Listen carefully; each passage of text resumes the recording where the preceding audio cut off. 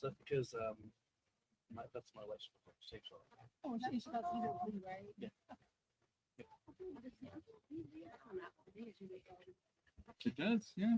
It kind of matches. That's what I Did you do that on purpose? That's No, I know you didn't do it on Or purpose. even sometimes without the H, just that way. Out of all the people working on somebody's.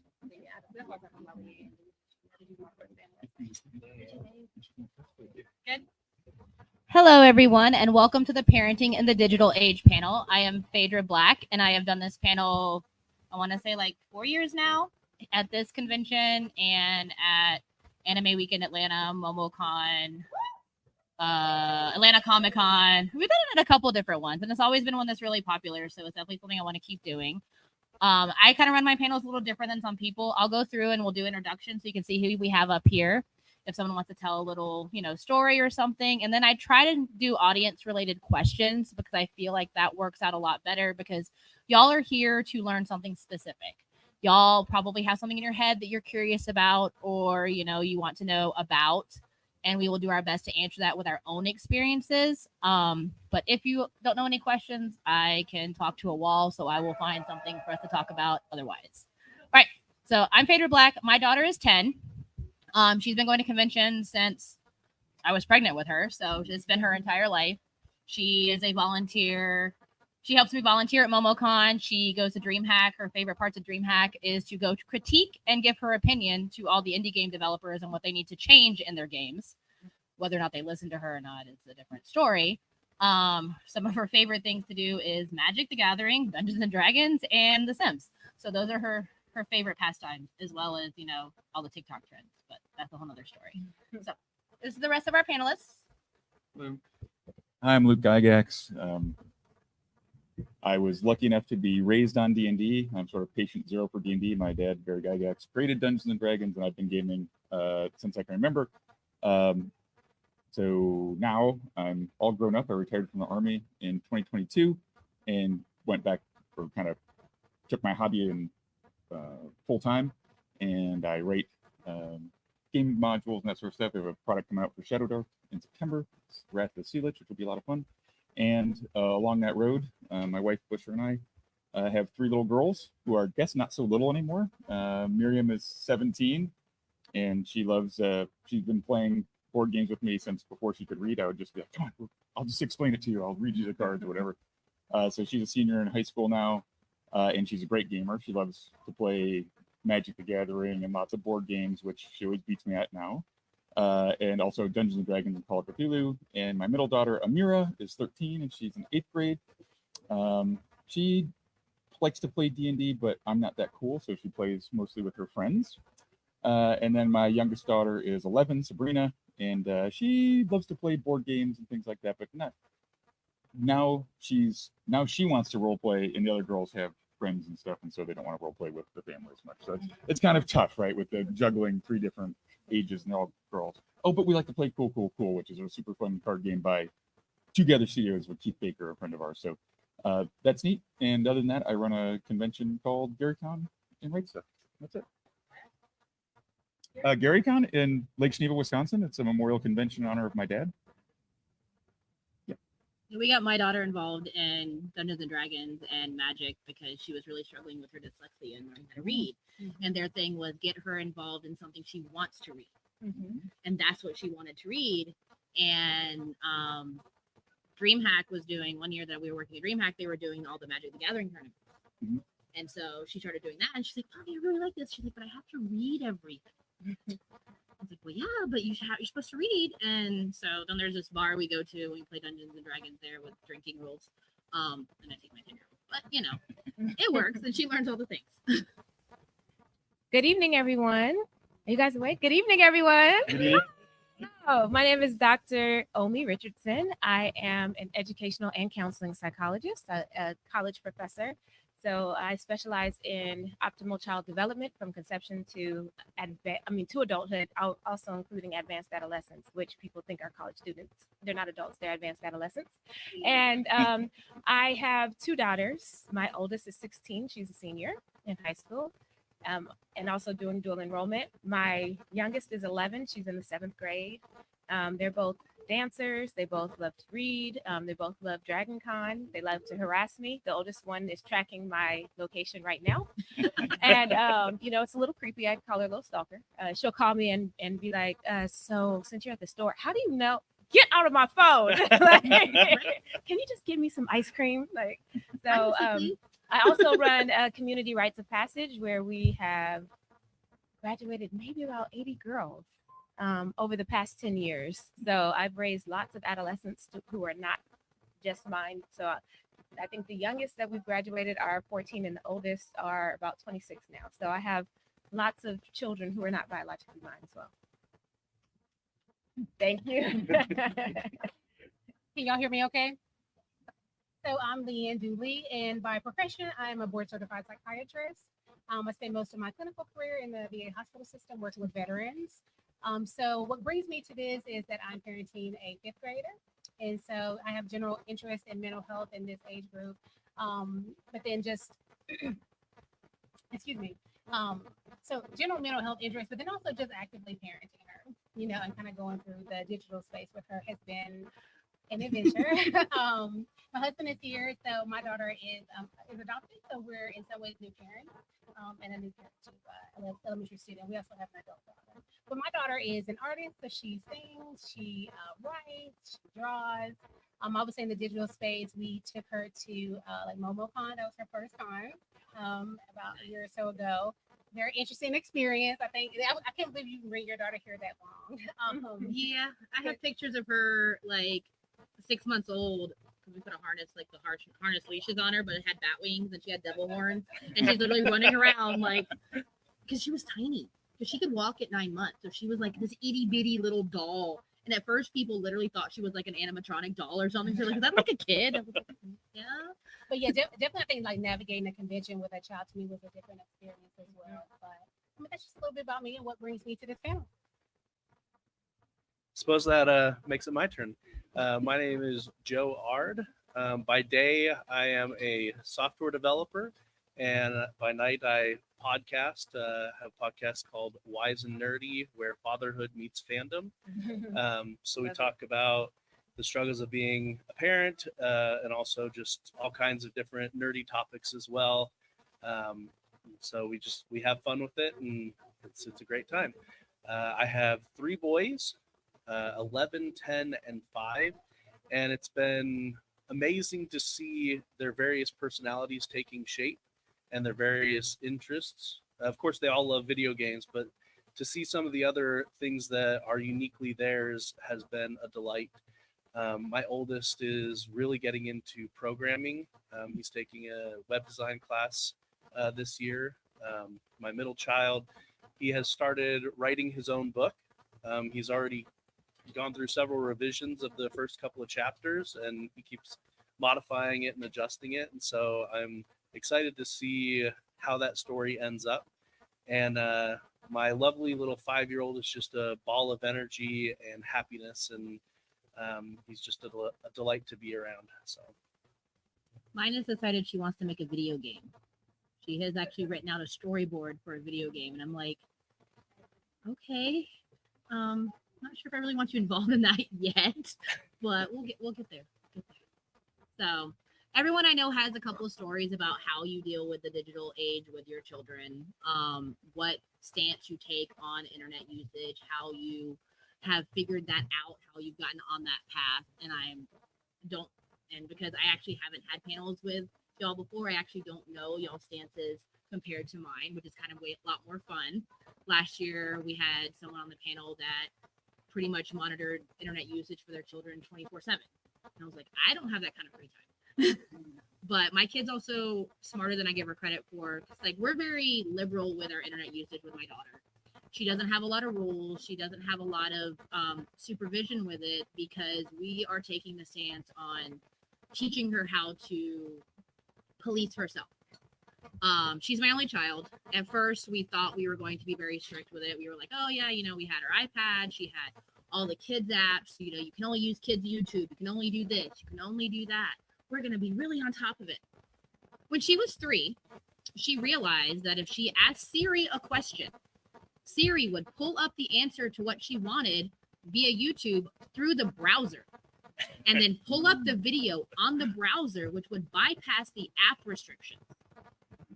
She was 3. So we decided to kind of change our path on that and kind of work with what was appropriate for your age, what was allowed, what you're allowed to do. So like for us, her iPad is, you can watch whatever you want, but if you think you shouldn't watch it, don't watch it.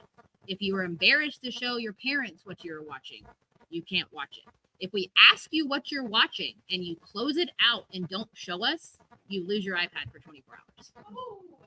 But we've never had a problem with it. Like she has never, now she got a cell phone for Christmas last year. So of course that comes with a couple, more rules and things like that. Like she has her own TikTok because I got tired of her messing with my algorithm. But like our rules for that is you're not allowed to message anybody.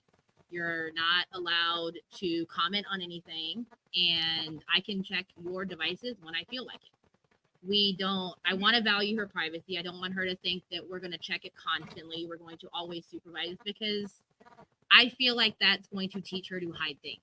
I want her to just live her life. And then if she does something wrong, I want to direct her in the way that is a better way. So for us, we're going to be sitting at dinner and I'm going to be like, hey, can I see your phone?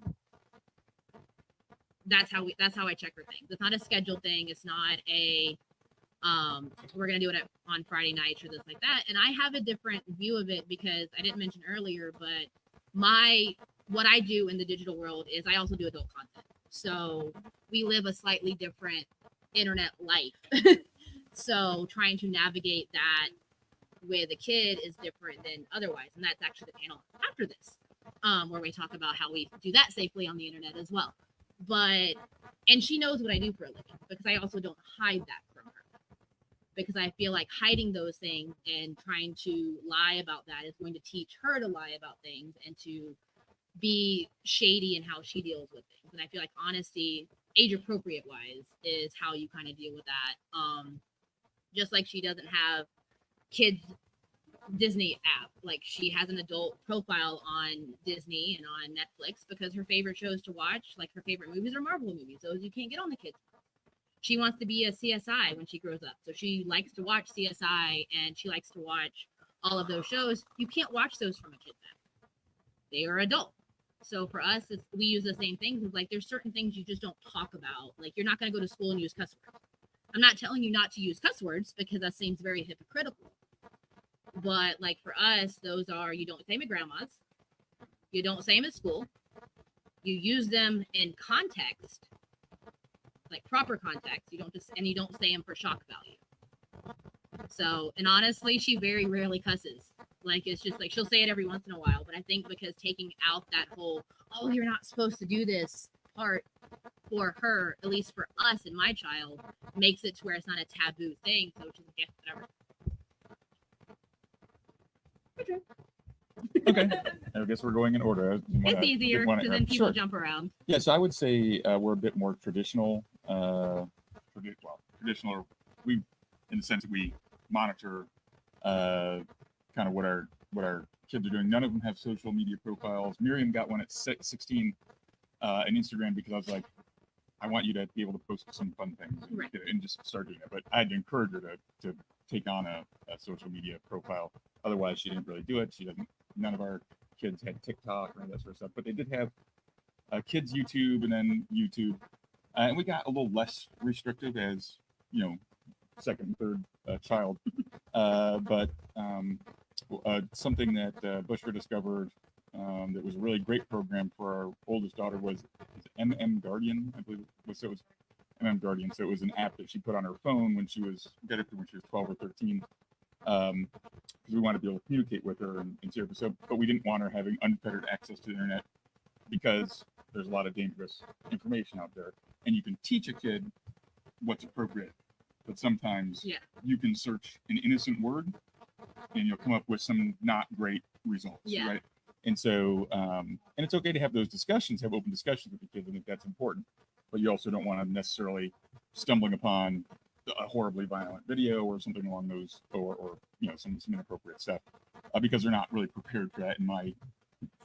I don't think my daughters are prepared for that until they're a little bit older. And so I thought that was just a good idea. But again, any safety precautions you put in place that are just restrictive are not going to be effective because other parents and their kids at school have unfettered access to phones that don't have that information on it. So we really did have to reinforce when we saw, or they had questions, or they searched something or found that out. We just had to have discussions with them that are sometimes honestly uncomfortable. Yeah.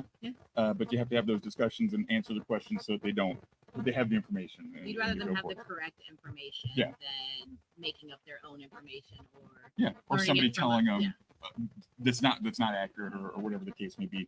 And so that's you can control a lot of things at home, but they're going to go to school and they're going to do a lot of other things that have access to stuff that you may not approve of. So you do have to put those rules and kind of teach them what your value system is. And I think that's important, and that's helpful. So my youngest daughter, 11, doesn't have a cell phone, although she kicks and screams that she wants one. She's not ready yet. She's still a little immature. She's still a little immature, if I'm being honest, on that. Now she does some of the things that you were talking about. She'll be watching YouTube, and when I come in, hey, what are you watching? She'll close the screen or click out of it. I'm like, okay, what's going on? But it's because she's watching like probably nonsense YouTubes. I can go and search the history. But it's kind of like garbagey YouTubes as opposed to something educational or whatever, kind of wasting time. Like Trash TV. mukbangs. I'm like, why are you watching someone chew? Exactly. Like, right, yeah. It's so doing? A lot, yes, unboxing. Like, why? very- What is yeah. that fascination? Like, Yeah. like, we probably wouldn't have gotten my daughter a cell phone as early as we did if Yeah. I wasn't divorced. Oh yeah. It does make a lot easier for like school pickups and things Oh like my that. God, yeah. Who's gonna get her? Who's gonna get from the bus? Who's gonna go here? It's super It convenient. makes it a lot easier. And you mentioned is. location, right? Yes. Yeah. Because they can say, I am going to here. Mhm. Are you And I can really going to see. here? Right, Yeah. right. And that's good. Or they're not answering. Where are Right. they? Oh, okay. They're still inside school, or they're at Sarah's house, or whatever the case Right. is. Why is So the that's- bus running late? Where, Right. where- Right. But she where is tracks that? me more than I track her. So I'm Right? like, It's Yeah. like, like why? she literally will call me and be like, "What are you doing on so street, ma'am? I'm grown. Like, can you leave me alone?" She'll Um, call. My kid will call me. It'll be like 5:30. She goes, "Mommy, why are you home from work yet?" I'm in traffic. I know that it It's takes Atlanta. 20 minutes Like, come to get on. out of here yet. Well, you're I supposed to think, be home. something that you said is important. I think it's important to have boundaries for them, but to also be open. So my children talk to me about everything. Sometimes I'm clutching my pearls, but I don't React do later. it. I don't do it where they can visibly see that I'm clutching my pearls on the inside of. There's a slow scream that's building, but I'm listening deeply and I, am reacting. So they talk to me about everything. Their friends talk to me about everything. When I say everything, I mean everything. I know who's talking to who and who likes who and who wear the crush. And he talked to me today. So I know all of the things. And their parents know that they talk to me. And they know that I'm not going to repeat what they talk to me about because that's between us. So for me, my children, my oldest daughter has a phone, but she didn't get it until she went to high school. Same thing will happen with my youngest daughter. She does not have a phone. Although neither one of them have social media. The oldest is getting social media this year as she is preparing to go to college. The youngest, I'm allowing her to start a dance page because she's a serious dancer. She's a competition dancer and does solos and stuff like that. So, but I will be in control of it. She will not be posting or responding to anybody. It'll That's just how be, I raised it'll it. just be like posting her content and for her little career because they're busier than I am. However, also I talk to them about YouTube. I don't necessarily like YouTube because a lot of times there are ads that will pop on that are not appropriate. Mhm. So there is no closing the thing down when I ask you what you're watching, or else you won't have any opportunity to do that thing. So they do ask me before they can watch something, whether it's a show, whether it's something on YouTube or interact with any content. Yes, they learn a lot at school. Yeah. They come back and ask me things and I'm like, I wasn't ready to have that conversation with you yet, Right. but we have open conversations so they can ask me anything. And my friend will let you know, my youngest never asked me. You can say wonderful things, like 90% of what you say can be appropriate. She's going to hone in on that one word that was not appropriate and ask you about what that thing is. And I'm like, you didn't hear the other words? Like, why are we doing this one? See, my kid So comes home it- from you know, school, it's she's like, in- "What are you doing?" It's important to kind of have that balance. So they there are some things that they are not ready for. And because I understand developmentally appropriate practice, there are some things that they'll ask me about, and I'll say that you're not ready for that. There are some things that I don't want in your brain until you're able to handle those things. So there's some things that her friends can watch, but she can't watch yet. And it's okay with that. Part of my issue with the early access to phones is that a lot of children don't understand how to communicate effectively with other people. So there's all the drama in the group chat. There's this, there's that. They're sharing pictures, and they don't understand the legal implications of that. Because if you send a picture to your friend, you have now distributed child pornography. And if your friend shares that they are distributing it too, and that is a felony that will follow you, they don't care about your age, they do not care about your intent. Those are all serious problems, and children don't understand that. And they're like, but somebody just sent me a picture and I just showed my friend. But you don't realize that you just showing your friend means that you have distributed that thing. Mm-hmm. So, and I see that problem happening at schools all the time because I go into the schools and I work with, I train the teachers and I train the admin staff. And a lot of big problems that they're having is with children and what they're distributing in these group chats. So a lot of parents aren't really having those conversations about appropriateness in the use of this phone, even in terms of interpreting a text message from somebody else. Like those are important conversations that I feel like you have to understand before you can have a phone. But when they get to high school, I do let them have a phone and we have those conversations because you'll be moving around the world a little bit more without me. So. And I just want to actually piggyback on that because my kind of general stance when it comes to children and social media is that if it's not your child, then whose child is it? So when we're talking about distributing these pictures, when we're talking about cyberbullying, we all know the statistics about how prevalent it is. But I am surprised at the number of like parenting groups I'm in, conversations I have with other people, and they don't ever think it's their kid. It has to be, I'm gonna say our, Right. It has to be somebody's child. Right. You know, and that might My child include would never. Right. Nobody ever thinks, no, just because we teach our kids and they should know better, it does not mean they're going to do better.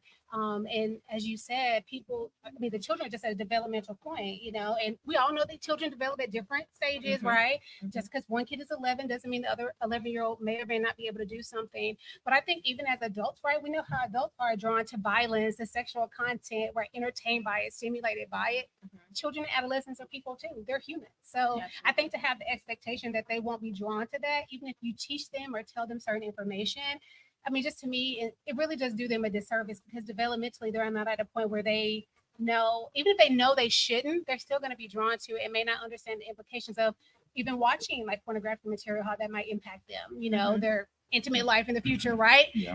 Seen from this point of view, I know how it might, but they just don't. So I would say that's kind of my general stance. And I always tell people, okay, if it wasn't your child, then whose child was it doing it? You know, and I would have that conversation even with parents, you know, like in a therapeutic setting. My daughter, so I said she's in the 5th grade, she's 11. She doesn't have a cell phone. She doesn't have social media. We're going to tell stories here. So I'm going to tell y'all what happened to her landline later that she did have.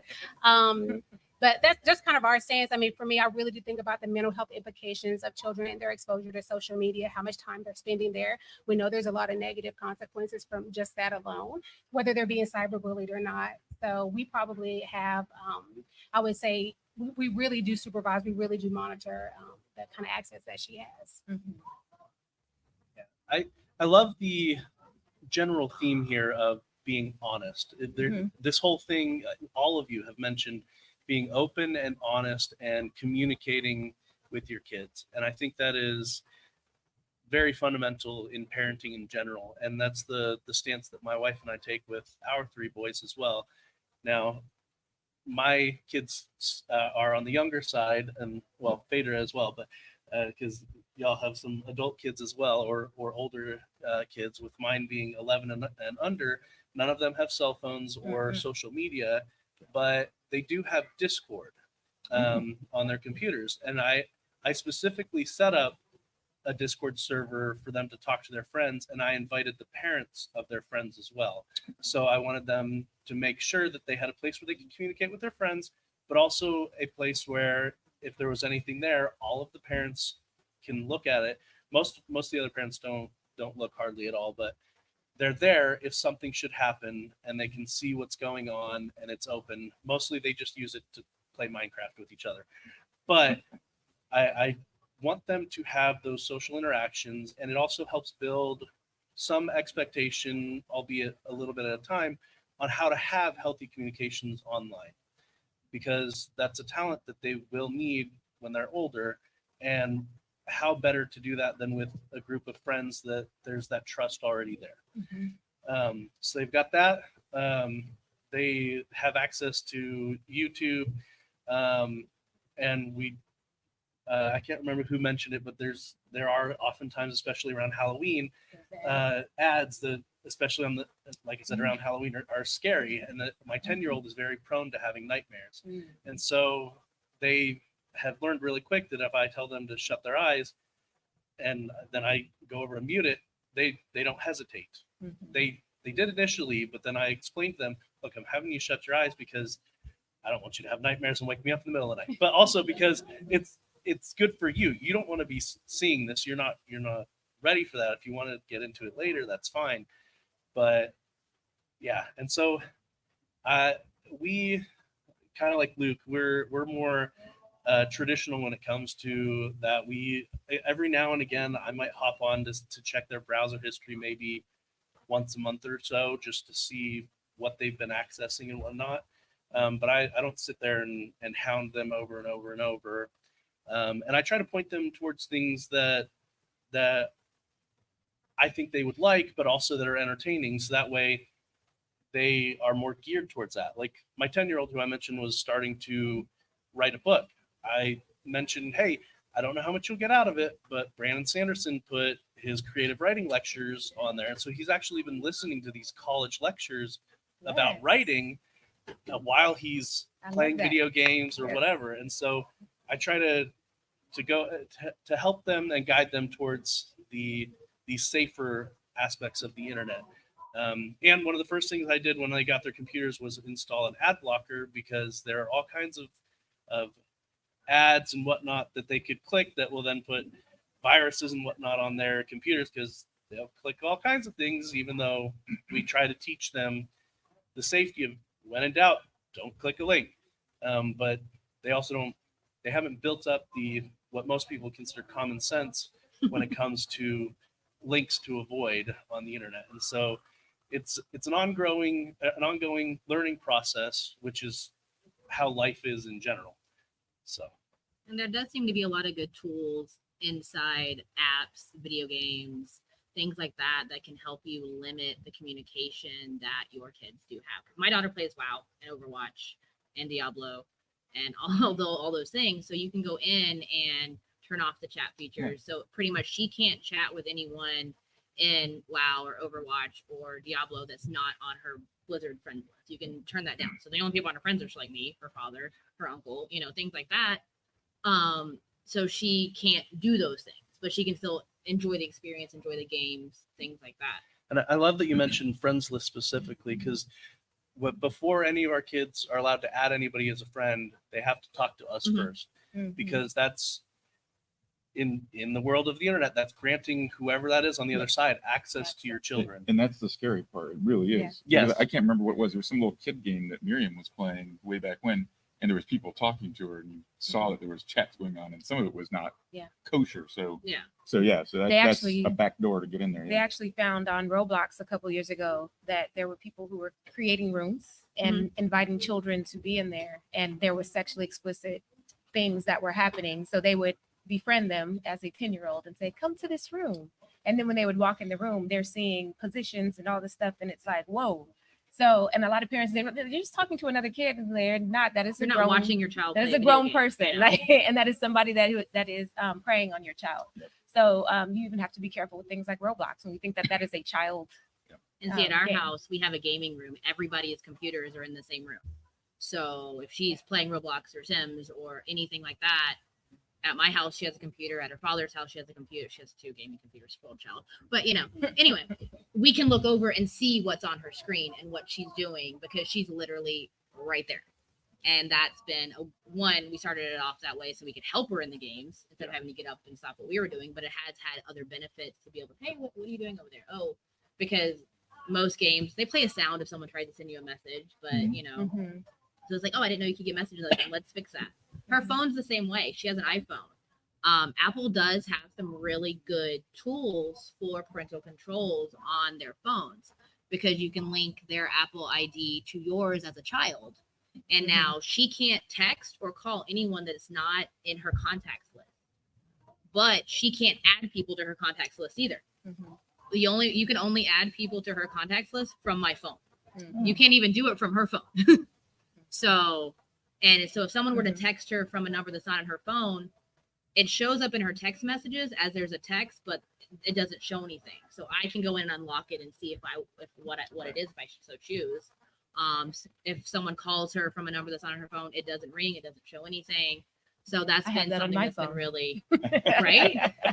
It's like, can I have this on mine? I don't want some people I don't know. So that's been our way so anything that's in there is like I have to add. So it's like her grandparents, her dad, 2 of her friends from school, because she's in Scout, so they chat back and forth about things. And that's been having a phone so early that has been one of the things that we can try to, at least, because you don't know who had the phone number before her. And that's a scary thought. Like, you do not know who had that phone number first, so she could get random text messages from someone that had the phone prior, and you don't know what that is.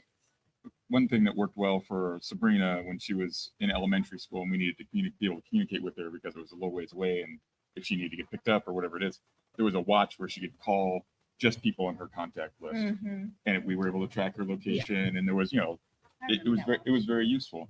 My partner has that for his son, because he's 7. So, but again, your parents are split and is trying to figure out where you are and who's with, and sometimes his mom wants to check on him when he's with his dad, and vice versa. So something like that is definitely helpful for being able to keep up with your children. And a little stepping stone to teach them some amount of, like, get them broken into or used to some rules and restrictions, because she did get in trouble using it in class when she wasn't supposed to, and things like that. So that's also some kind of consequences, or building some maturity and discipline and when to use a device and when not to.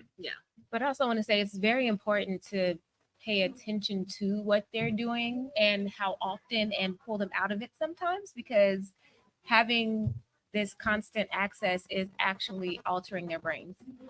Like, we have research and we understand that what Generation Alpha is going to be like. They are born 2010 through 2025. So some of them have not yet been born. They will be born in the next year. But because they are constantly tied to a screen, it's going to change how they show up in the world, which means it's going to show what our leadership looks like down the line, or the type of world they're going to leave for one another down the line, right? So we know that they're all going to be hyper connected, but only in the virtual world. In the real world, they're not going to have as many real world connections. Many of them will have social issues when it comes to connecting. I don't know if you have teenagers, but now many of them are like, I'm antisocial, or I have done too much peopling today. And you are not antisocial. Go outside. Like, they're all kind of self-diagnosing. They're looking things up on Dr. Google, and they are all saying that they have these social things. And we have to be careful with that. Like, I have a friend who was like really playing into her daughter doing this. So we'd be out and her daughter would look at her mom and be like, I want the mac and cheese. And her mother would say, I said, if you don't make her talk to this woman and tell her she wants mac and cheese, she's 16. Have a conversation with a human. Like, she acted like she couldn't talk to people outside of her mother, and her mother was leaning into this. And I said, no, you will not order for her. And I gave the child the menu, and I'm like, order. And her mom was like, I don't order. It's like, do the thing. Right? Because that's important. Like, you have to at least have that skill enough to be able. We are social.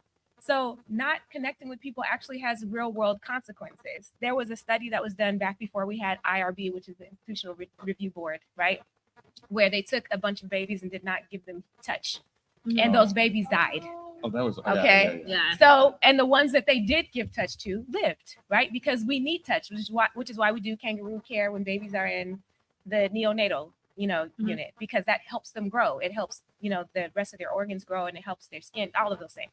So we actually need those things. So we know that children are going to have to be able to do that. They're going to be super visual, although they have a very short attention span. It's very hard. If you look at most students now, and I have some professors who get upset because they're like, I'm showing a movie, but they can't just sit and watch the movie, because they can't. If you look at your teens now, if you put on a movie, they're doing this.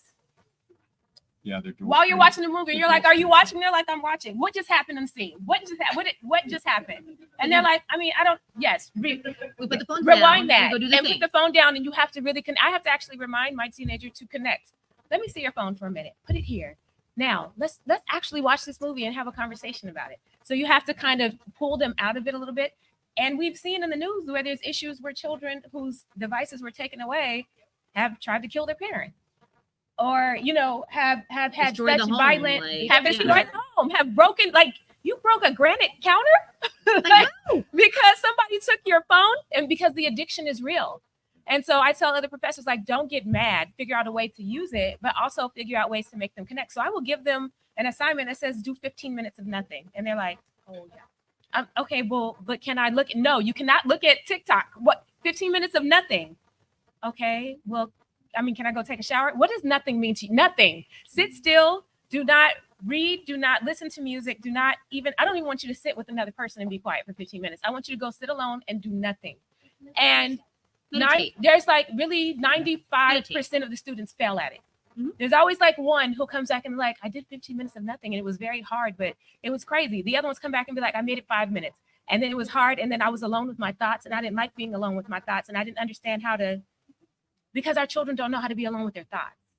It is because they have 24/7 access. And see, in my household, So we gotta cut off because the I'm access, so just a little. addicted. Well, not really addicted, but I'm control like all of my social media stuff with everything that I do, content creation, Mm-hmm. all that. I'm online constantly. Mm-hmm. So our house has been doing that. We do meditating. Like my kid Yeah. is perfect. She'll go sit and I'll sit there and meditate. She's just like, I'm just gonna hang out, and like she does her own little things. And then we are very like into doing things outside of technology because Yep. she's in Scouts. Yeah. So she's in Boy Scouts, not Girl Scouts, because she said Girl Scouts was boring. So you want to do more outdoor things and all of those things. Yep. So we go do the camp, we do camping, and we do all the things that she really gets involved with, and really has to connect with everybody else on that personal level. Yes.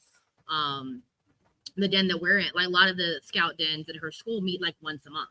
Her den meets once a week. Like they Mhm. are really like, They're out you there know, and doing hey, things. we have to do this Yep. because all of the parents that happen to be in our little den are very like, one of the den leaders is like the computer teacher at the school, things like that. So they're all very technological people. So Mhm. all of our kids were like, no, we need them to do more They things. We need them need to be to out. socialize. So, And if they're not outside, and I know you guys can all, there's a lack of creativity. Our children no longer are creative. You think they are because they're playing video games, but that is a world that's already built for them, Mhm. right? So I go into school and I teach children how to write, because I teach pre-service teachers and pre-service psychologists, right? So I go into the school sometimes and we work with the children directly. So I'm thinking narrative writing is going to be an easy thing for them, right? It's fun. You're writing a story, like, yay. So then I say, okay, write a narrative story. You're just going to create a story. So they're like, I'm like, yes. Can it be about Roblox? No. No. No, it can't. Can it be about, what's the other one? Minecraft? Minecraft, yeah. And no, it cannot. I want you to create a story. And they were like, well, how do you do that? I'm like, you go into your imagination and create something new. And so when I kid you not, all the kids are like this. Okay, so over 1,000 children, guys, we have 1,500 children. 2 of them were able to take a story where you gave them the first 2/3 of the story, and they just have to write a creative ending. Only 2 children out of 1,500 were able to write a creative ending. The rest of them regurgitated what was in the first 2 paragraphs. They could not create something new. So I'm like, okay, we're gonna play story tag. This will get us to be creative. So I'm like, okay, teacher, create the story. So the teacher's like, I was driving to work, and when I looked over to the side, there was a beautiful waterfall, and she tags the student. And the student is supposed to pick up the story. And the student said, and then this is a 2nd grader. And then I went home and I watched Grey's Anatomy on Netflix. Wow. I said, I'm sorry. First of all, why do you know what Grey's Anatomy is? That's Yeah. that's number 1, because that's adult content. That's number 1. yeah. Number 2, no, guys, something in your, like, I thought she was going to say, like, there was a talking frog or something, or something. So the teacher tries again, and she says, and then I found myself in the middle of the ocean, and tags the next student. The student said, and then everybody died. I said, okay, this is This is not Guys, the way you wanted to go. we are in a perilous position. First of all, somebody check on him and his parents. We need to know if there's anybody under the stairs. But there is a lack of creativity, and with Gen Alpha, this is going to get worse. They will not be able to create something new because everything they're asked to do is inside of a template, including the video games they're playing. That's why they should play D&D. Right? Exactly. Yes. If there's And only a I'm game sure- that would teach them Yes. creativity and And I'm sitting storytelling. here thinking about, my kid is so different. She has such liberal usage of the internet, but she doesn't do those things. Like, She is into cosplay, so she builds her own cosplay. She's won cosplay contests by creating her own. I'm like, my kid's awesome. I'm sitting here thinking about this. I'm like, it's definitely just interesting seeing how the different children are with different types of technology and how some of them really do just do different things. And it's like, she's been in Magic and D&D and all of the things on top of the massive internet usage that then she does go do all of these other things that it seems like a lot of other kids don't.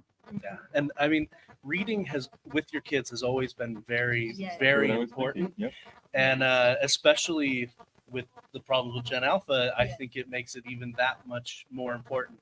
And so, my wife and I, we read with our kids every night. We've gone through several book series, and they're loving it. Yeah. But even during the day, we're like, hey, you need some electronics free time. Go touch a plant, either dead or alive, meaning either go outside or read a book. And so, it's just they need some time where they're engaging their own imagination instead of looking at something electronic that is providing all of the stimulus for them. Their brains need to work and do some of that all on their own to foster that creativity. And I mentioned a little bit earlier about my daughter and the landline phone. So that was kind of our way to kind of just transition her into being able to communicate with her peers. Because I do agree, just like the conversations they have, knowing how to have just how was your day? Just normal conversation is a challenge for them. Y'all have to laugh though, because when I first gave it to her, you know how you have to listen for a dial tone? So she picks it up and just starts dialing. And I'm like, no, you have to listen for a dial tone. And she didn't know what it was. And I was like, you have never used a I'm like, you still have a landline know, though, because that's we how have my a- brain's going. we have like, wait, what? Well, we got it to have a fax machine, but we never used it. Yeah. So I was like, we're gonna make use of this, right? And so after she figured out what the dial tone was, just recently, like in the last week, we let her have the phone in her room, and so she can keep the door cracked, but she could keep it closed, have her phone. But I kind of just walk by, see how long she's been on the phone, just kind of check to They see don't how talk things are quietly doing. anyway. It's very loud, but I walk by and I hear her going 300 and then finishing our zip code. So I kind of stand there and I'm like, I'm not expecting anybody. So who is she giving the address to? And it turns out that she and a friend from camp. So in her perception, because she met this child at camp, she knows them. And so she had taken actually her school Chromebook, which we don't allow her to have. It's actually supposed to have been at school, but she had brought it home, and she had searched his address, and he had searched her address. And she also told us, as we were asking her questions, like, well, what was the conversation? She said, I don't know, but he was asking things like, how much is our rent and all this other stuff, And I'm thinking that's an odd question for a 10-year-old to be having with you. But again, we think they would have common sense, but this is kind of my point earlier. Just because I'm thinking she knows normal safety standards, even if this is another child, like, aren't you a little bit curious or concerned about why he's asking these like personal questions about your house and how much the rent is?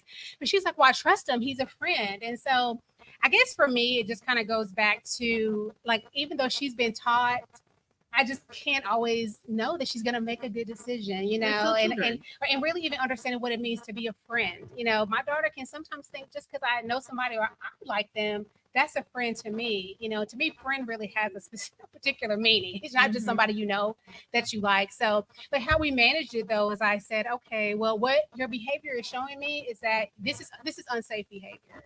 And so we let you have the phone in your room so you can have some privacy around your conversations. But what your behavior is showing us is that was a little too much freedom for you, and that you need a little more supervision, even around your telephone time. Because I told her, I'm not going to take the phone away from you totally, because she does need to learn how to have safe, appropriate conversations. But like her behavior is showing me that she does need a little supervision. So I think it just goes back to all the children are different, coming from different places. They develop differently. Even with the landline phone though, and I just happened upon this, conversation. So for me, I just think the supervision and monitoring just, has to be there in some form or fashion, even with something like a landline phone, which I didn't even think would be really a safety issue. All right, so we have about 15 minutes left, so I do want to make sure we get to some questions if anybody has any. I know we talk a lot, don't we? But it flows well. It's really good. And I like that when it goes like the way it's been, because sometimes you're up here and you're like, how am I going to fill this time? So this has flowed really well, but I do want to make sure we do get to some questions with the time that we have left. So if anyone has any questions, you can come stand up here. I know sometimes the first question is a hard one, but All right. Hello. Hello. There we Okay, here. Yeah, you can get mine. Um, It's easier. So my daughter is 3, so I still have a little bit of a runway before I have to start like Yeah. carrying a gun and stuff like Yeah, that. yeah.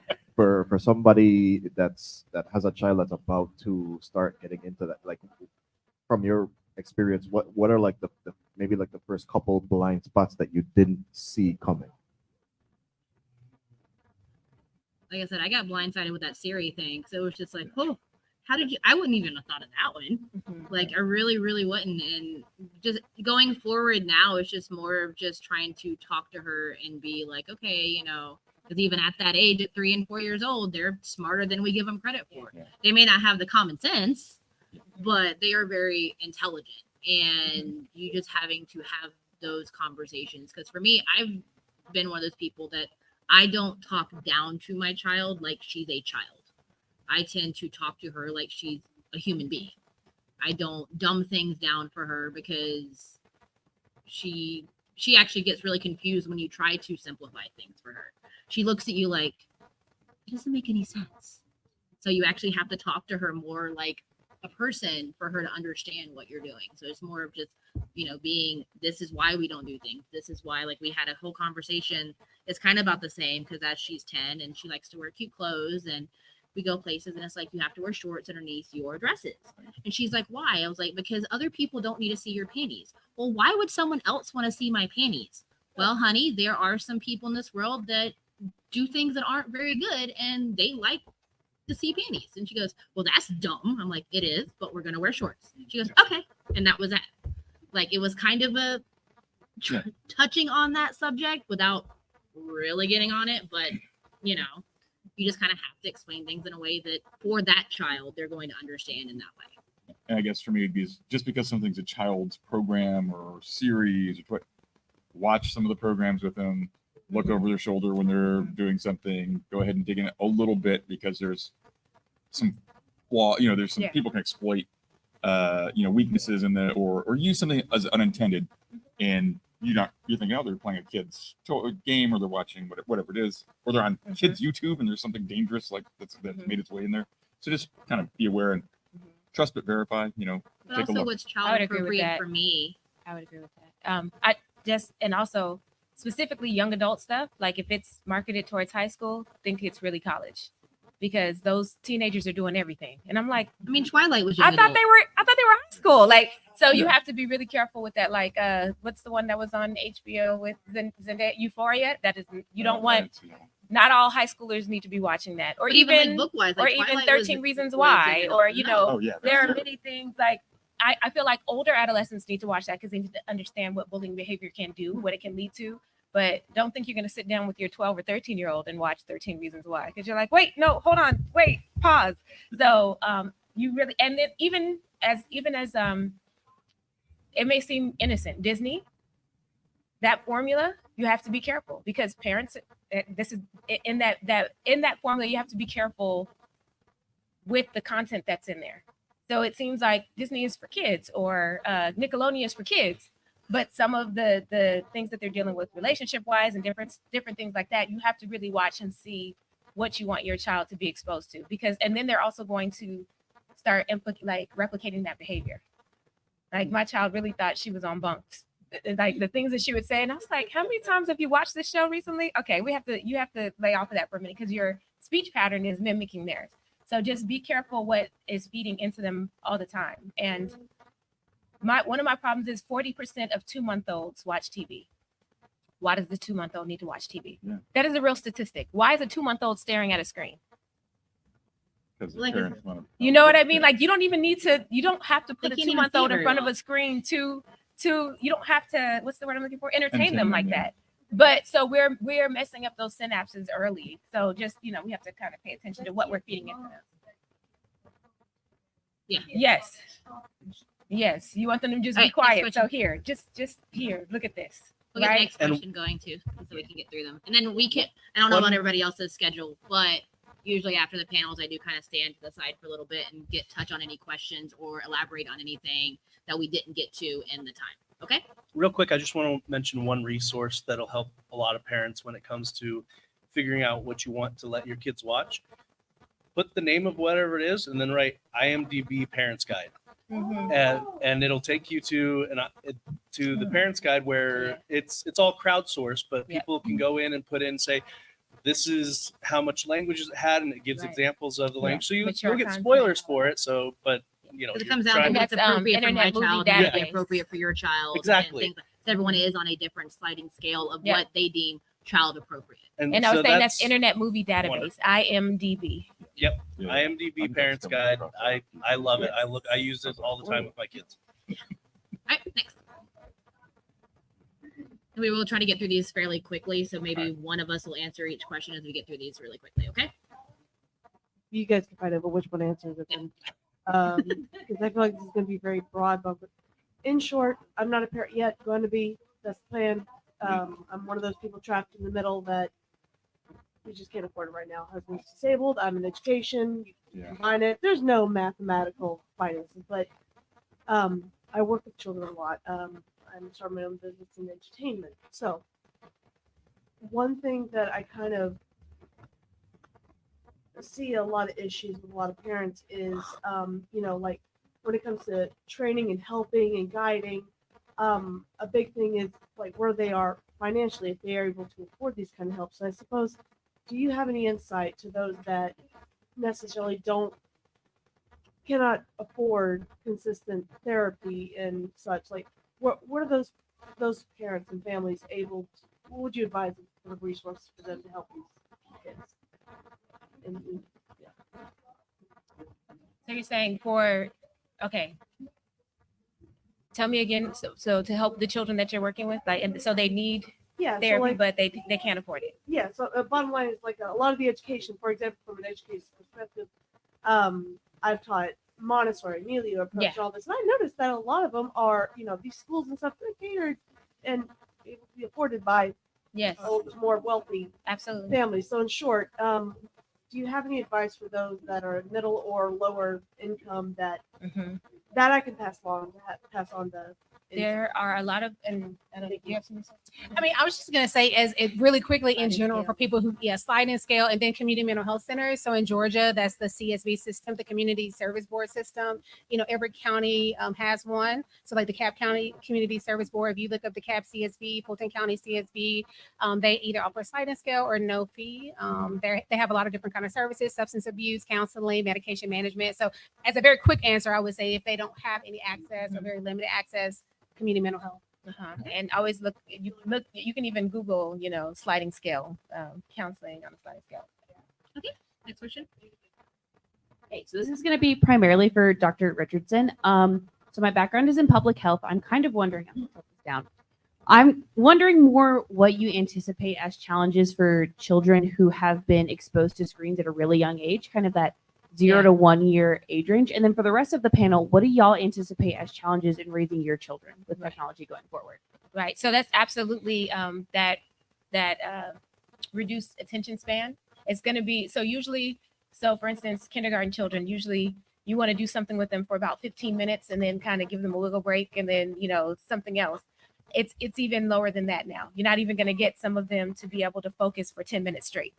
So you kind of have, and there was a conversation about Sesame Street and about how you have now it's more multimedia. So it's like the flashing colors and it's switching quickly. So there were some people who were trying to do a lawsuit and say that it was causing ADHD in children, right? But it's the screens in general. So we have to be careful with that. So it's the attention span, but it's also their emotions. A lot more of them are going to have depression and anxiety. And it's really because they don't know how to manage those feelings, because those feelings aren't negative. They just don't know how to manage them. So we have to teach them how to manage them so that it doesn't become something that they're sitting in, if that makes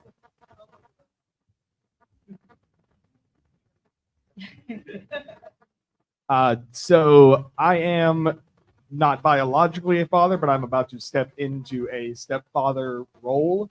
My fiance has a 7-year-old from a previous marriage, so kind of similar situation. But he has a very high functioning autism, but he is very sensory seeking is the label that they've given him. He requires a lot of, physical touch. He needs to be squeezed and held.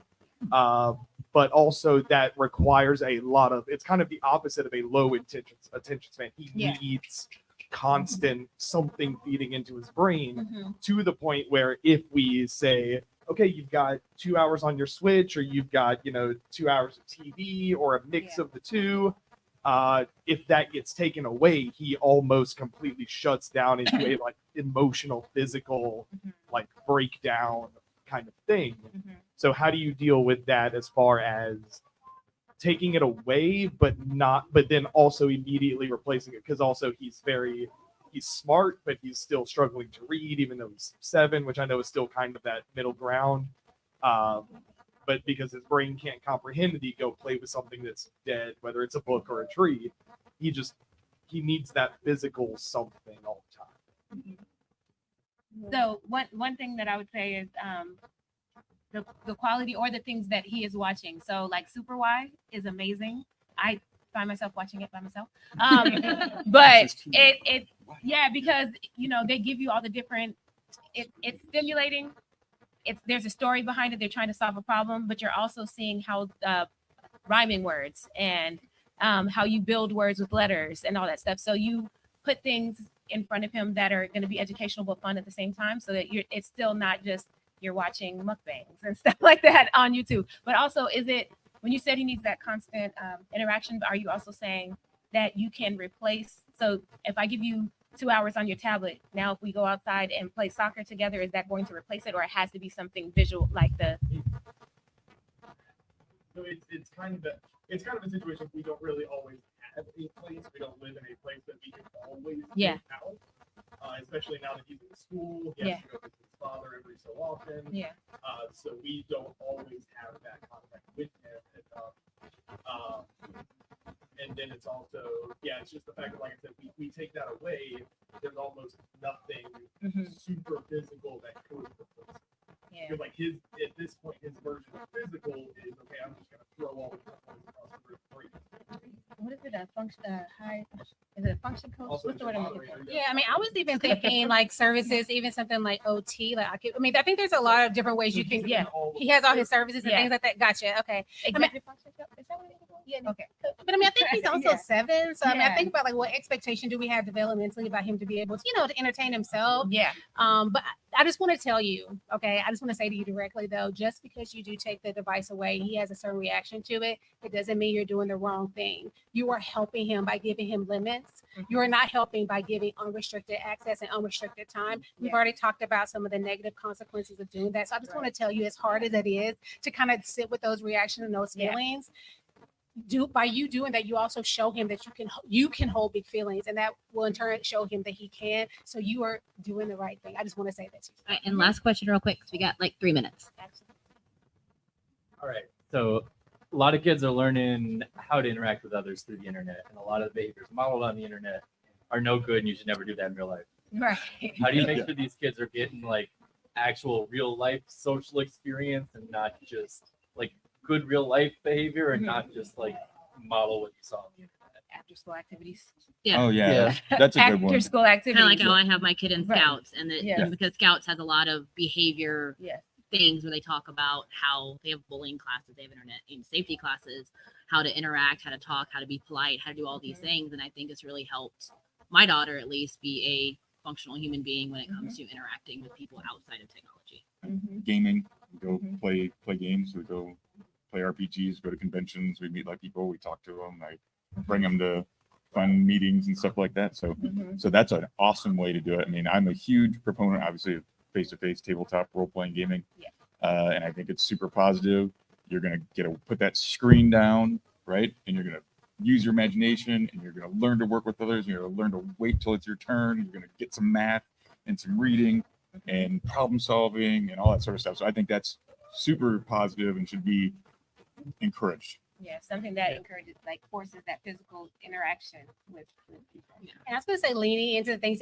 What I hear parents, all the parents lean into what their kids are interested in. This year, my daughter in 5th grade, she's in safety patrol, which is something I would never think she would be particularly interested in. But let me tell you, she is up now. She has to be at school at 7 o'clock. I mean, I think of all the skills that she's learning. She stands at the front door. She greets people when they come in. So there's eye contact. You know, there's in the morning kind of interacting. You know, she helps the little kids at like all the leadership skills and things that she's developing, and that I'm really leaning into it, right? Because when she signed up to be there at 7, I signed up to be up there. Right. Like, Like, we signed up. we signed up to be there up and early to be there by 7. So I think I hear that up here. We all lean into the things they're interested in. And so, I mean, that's one thing I would say, when you find something that they really have a zest for, like go with it and really support them. When you said Yeah. that, all I And- saw was I also need to cut you off because we got to end. Have a good day. I'm But just also, gonna everyone, make I do one need to cut comment. you off though because it is 9:30. So I'm we gonna make can one kind of- comment anyway. Okay. Just your kids are gonna find examples anywhere. So just provide them with good examples, and that's one of the best things you can do as a parent. And talk to Yeah, them. that's good advice. Talk to Thank them you about everyone those for examples coming to the they have. Parenting the Digital Age panel. If you liked it, please rate it in the app so we can do it again next year. If you have any other questions, I know we will be sitting around for a few minutes after the panel, but thank you everyone for joining us. Thank you, everybody. I you. love it. Oh, wait. Yeah, Oh, I yeah. went to Oh, yeah, actually we gotta to get a see her picture. at the school the other day, and she was still wearing it. I'm like, see, she wearing it. Are we Get taking a selfie? the selfie. Oh, no, but wait, can everybody see?